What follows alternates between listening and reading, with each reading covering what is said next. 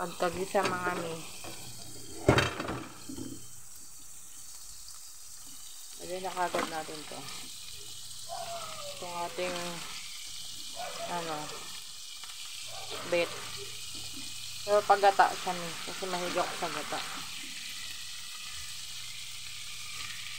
Parang hindi siya. Gatang kalabasa na may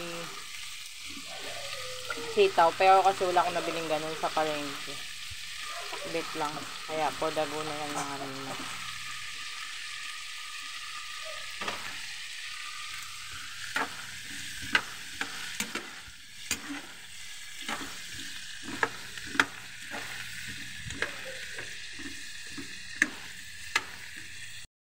Mabilisan mga may pagkaglisa, lagay na natin yung pangalawang kakanggata o yung pangalawang piga.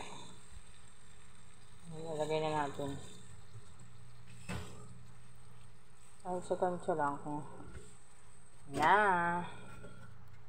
Kasi may lakad pa kaya kami nagmamadali.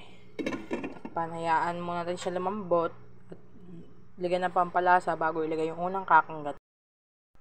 Sobrang lapot niya na mga mi kasi sinipsip niya na yung pangalawang kakanggata. Dahil dyan, pwede na natin ilagay ang ating unang kakanggata. Malapot-lapot pa, galing sa pulisya. Tagal pa lumabas.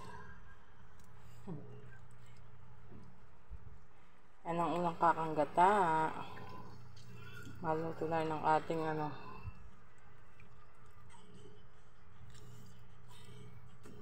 gatang pakbet ba to?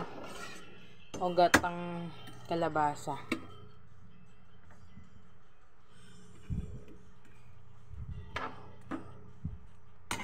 Mga mayo, naging creamy na siya, naging magata na.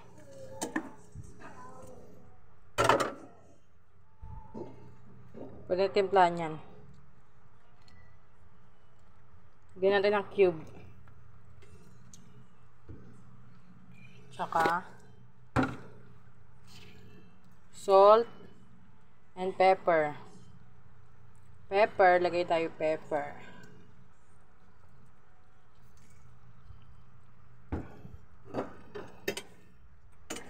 Then halu-haluin mga mina.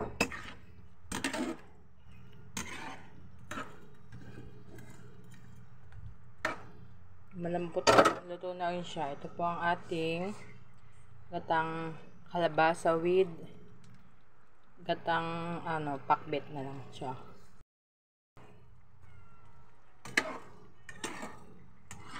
Happy to serve everyone.